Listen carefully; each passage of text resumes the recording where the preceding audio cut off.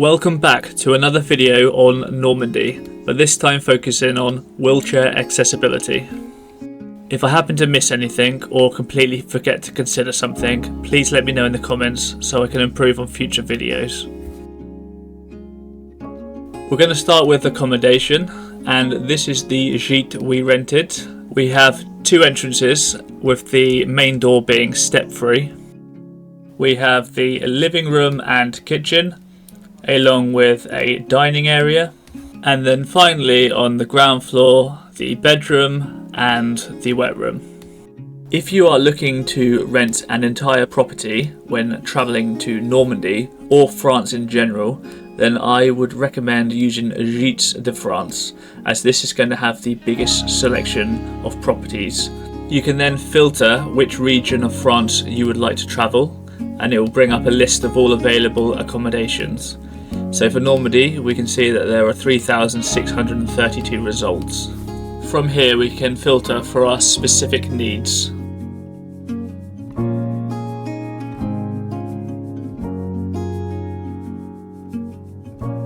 Most properties are given a rating between 1 and 5 épis, or ear of corn. 1 being simple, clean and basic accommodation, and 5 being luxury accommodation with premium facilities like a sauna or swimming pool, stuff like that. Some of the properties are lodging, which is self-catered, and others are guest house, which is a bed and breakfast. The last thing that I would like to talk about is the tourism and handicap label. This is given to properties by an official evaluator that have met certain criteria and adaptations. The gîte we stayed at had made the necessary changes for wheelchair users, but not mental, hearing or visual. Our first stop is the town of Honfleur. Now some of the town's going to be easy to navigate and some less so. Many of the streets around the old harbour are cobbled. Some are going to be very uneven and some are going to be hopefully much smoother.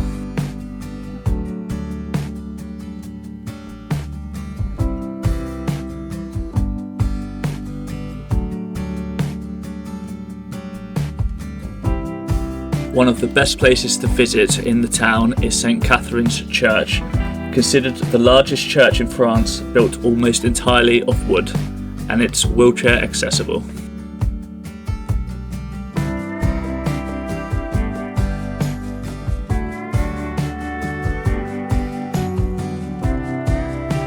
There's also a public toilet with a dropped curb that's accessible. Now in terms of restaurants, we didn't eat in Honfleur, we ended up going to the little village of Pendepi. But I've done some research and I think these 5 restaurants in Honfleur should be wheelchair accessible. It's definitely worth double checking though, and some might depend on the width of the wheelchair.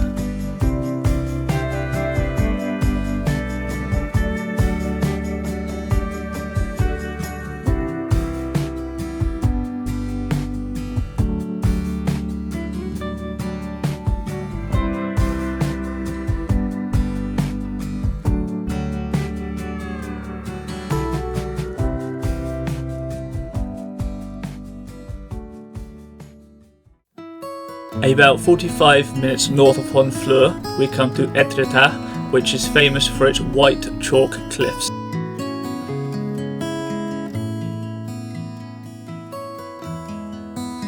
So let's start with the promenade, which is down on the beachfront. It's nice and wide, completely flat, and this is going to be the main area that people come to Étretat to see the beautiful chalk cliffs and the beach.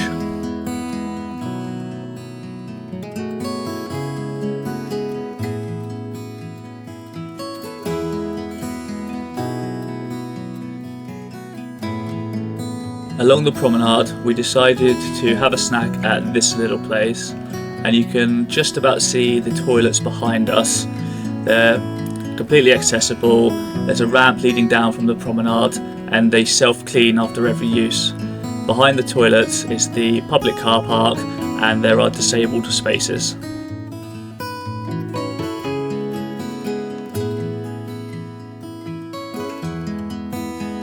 If you are looking for a place to grab a bite to eat and it's a nice day, There are a lot of places along the beachfront or in the town square.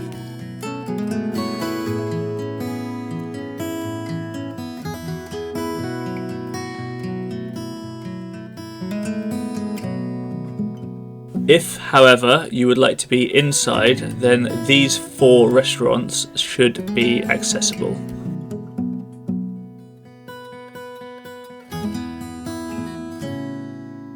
The 4th restaurant, however, is the golf course restaurant, which is atop of the cliff, and there's no accessible way from the promenade to get up. All the paths are just too steep, stepped and uneven. So if you did want to visit the restaurant, the only way would be to drive.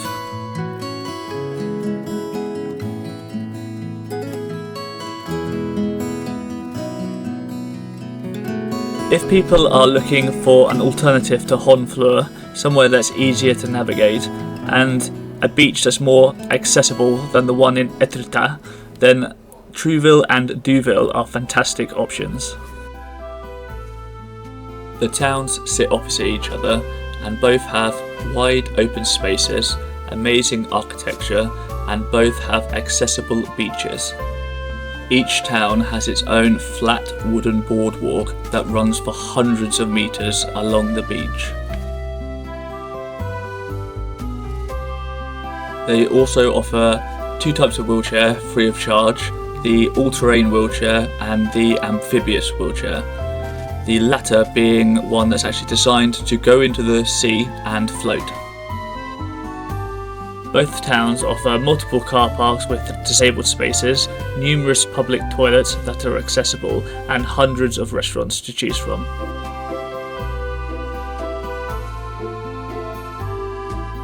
We ended up leaving Étretat to drive down to Trouville to meet Francesca's parents, to stop off at the fish market to have a bite to eat before heading for dinner.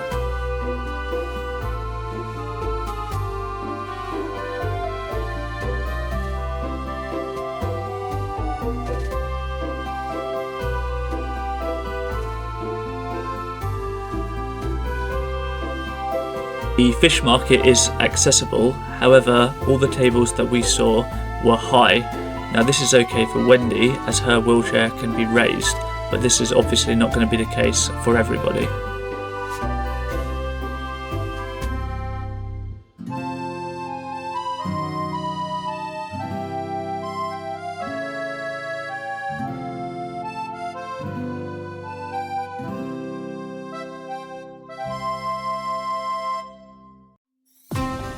Next we head over to Jumièges Abbey. Apologies for my pronunciation.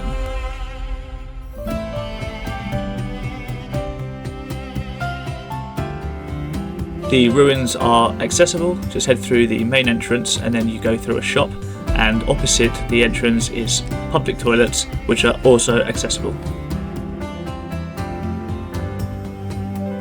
The entrance fee is €7.50 for an adult, however if you are disabled it is free of charge, and also for one carer. The abbey has a long history. It was founded in 654 AD, but 2 centuries later Viking raiders sailed up the River Seine and burned it to the ground. So most of what we see today dates to the 11th century.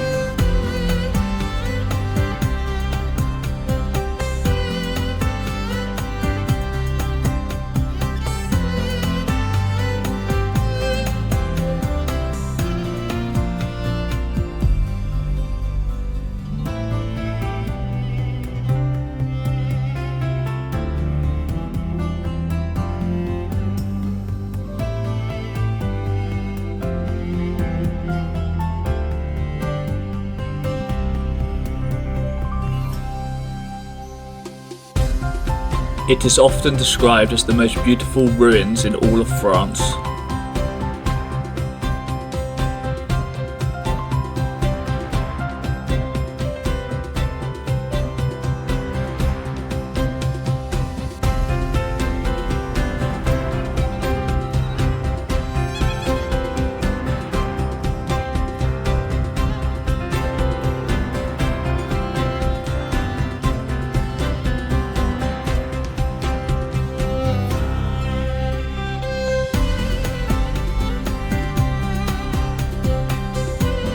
The abbey is located in Bouches de la Seine National Park, and within the park there are two scenic routes if anybody is interested.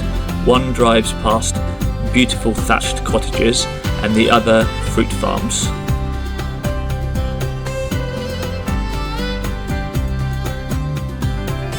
After taking the thatched cottage route, we decided to stop off at the Church of St. Thomas Becket. Founded in the 12th century by monks, this settlement was used to care for lepers. The church is located up a little lane, kind of in the middle of nowhere, but it has a disabled parking spot, it's free to visit, and most of it is pathed.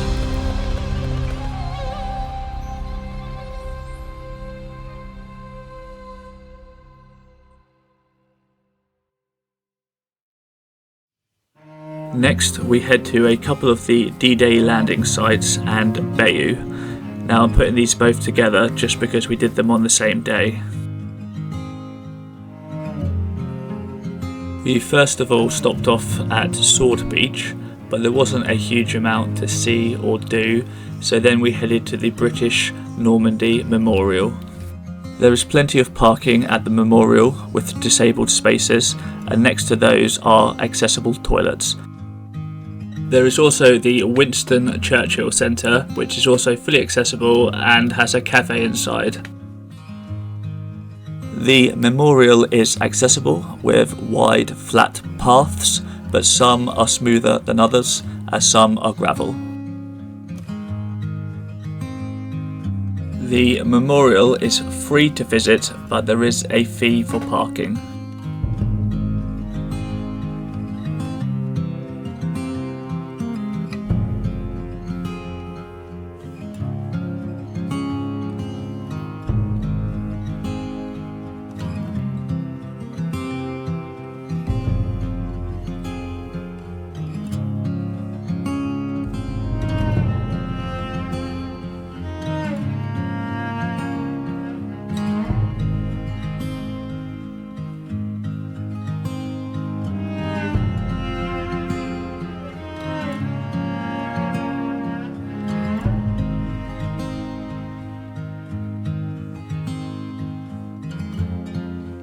A 25-minute drive west of the memorial and we come to Longueuil-sur-Mer Battery.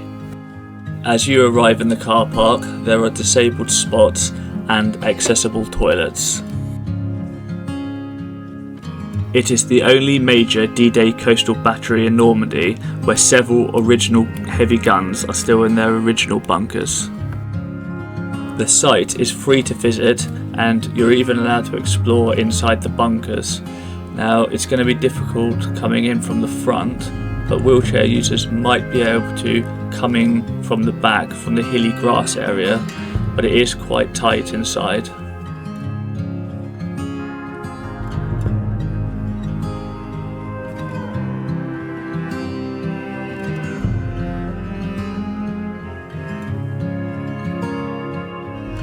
The site is a little uneven with gravel paths, but it's a fascinating place to visit.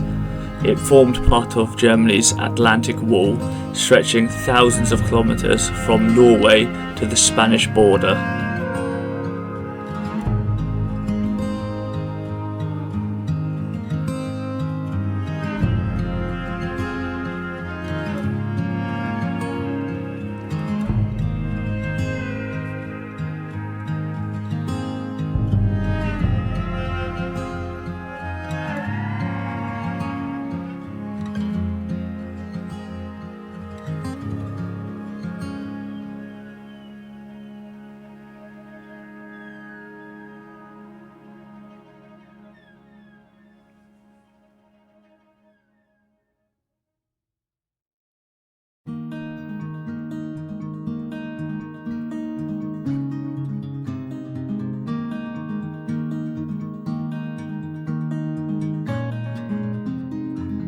We now come to the town of Bayeux, famous for the Bayeux Cathedral and the Bayeux Tapestry.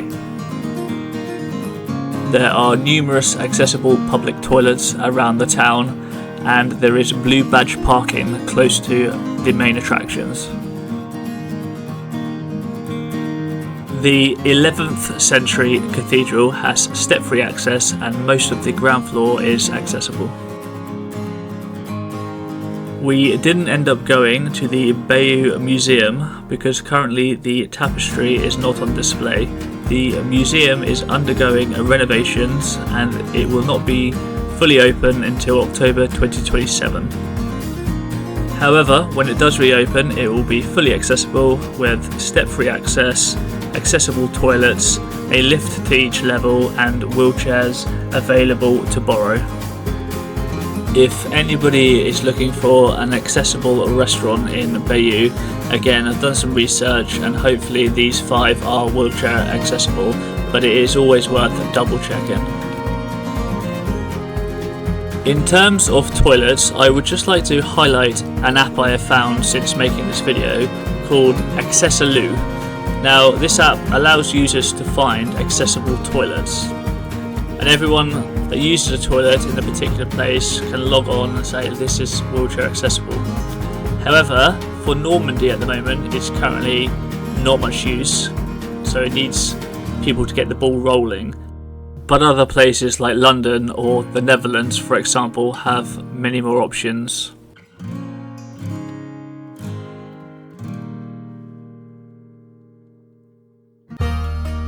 Finally, we come to Mont-Saint-Michel. In terms of parking, the vast majority of people will park at the main Mont-Saint-Michel parking. If you just type this into Google, it will come straight up. And when you get there, there are many different parking lots. There are thousands of spaces, but disabled visitors should look for P2 parking. That is the dedicated accessible area. It is next to the Tourist Information Centre, which has 24/7 accessible toilets. It also has wheelchairs that people can reserve to use, and it's right next to the shuttle. The shuttle is accessible, it's free, and runs every few minutes. However, if people would prefer, you can just take the pathed route to the mount. The paths are wide, it's flat, it's about 2.5 kilometers in length. And you get some nice views of the city across the countryside.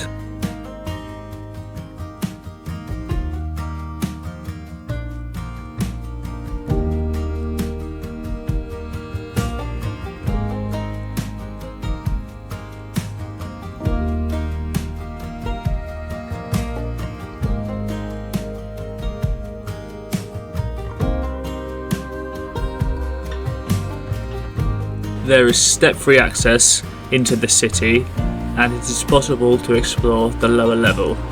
However, to get further up and explore the Abbey, it's a steep incline and there are steps. But there is another way. It is called the Joëlette option. It is a one-wheel wheelchair that is carried by porters.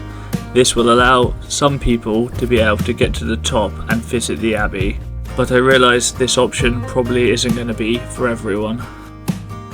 If you would like to utilise this option, you have to email ahead at least 6 weeks prior to visiting, and you will need 5 people to carry the wheelchair. If you don't have 5 people, you can also request volunteers to assist you.